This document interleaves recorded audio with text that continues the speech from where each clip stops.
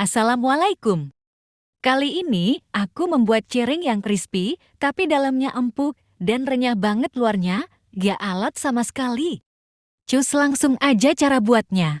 Bahan-bahannya, 13 sendok makan tepung tapioka atau sagu, 2 sendok makan tepung terigu, 1 batang daun bawang, 1 siung bawang putih, saya skip karena sedang habis.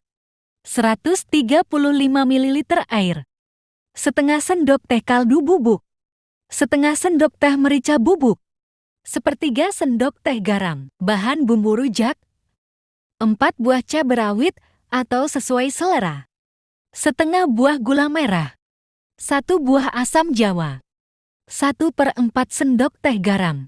Pertama, kita masukkan air, kaldu bubuk, garam, dan lada yang sudah kita siapkan ke dalam panci. Kita aduk rata, lalu sisihkan.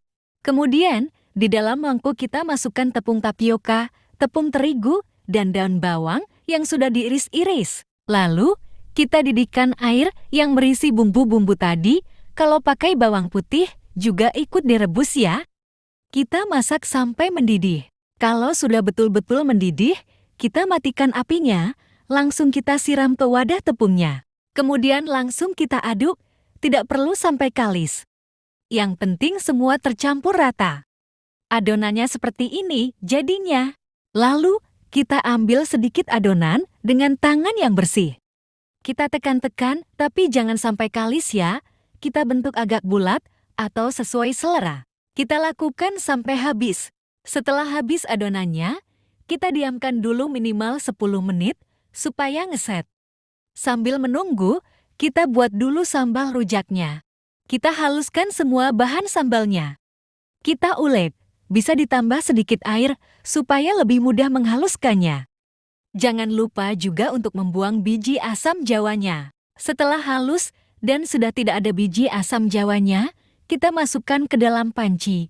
Kita beri air secukupnya, kita masak sambalnya sampai mendidih dan agak mengental ya guys. Sambal sudah jadi, kita sisihkan dulu.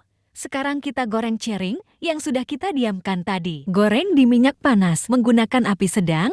Kita goreng sampai warnanya kuning keemasan. Jangan lupa dibalik supaya tidak gosong. Nah, ini sudah matang. Sekarang sudah bisa kita angkat. Ini dia hasilnya. Ini beneran renyah banget. Luarnya gak alat sama sekali. Dan di dalamnya tetap lembut. Makin nikmat lagi kalau dikokol dengan sambalnya. Bisa-bisa sepiring habis sendiri. Kalau kalian rasa konten aku bermanfaat, jangan lupa subscribe channel ini agar aku semakin semangat berbagi resep makanan yang enak-enak lainnya. Terima kasih. Assalamualaikum. Selamat mencoba.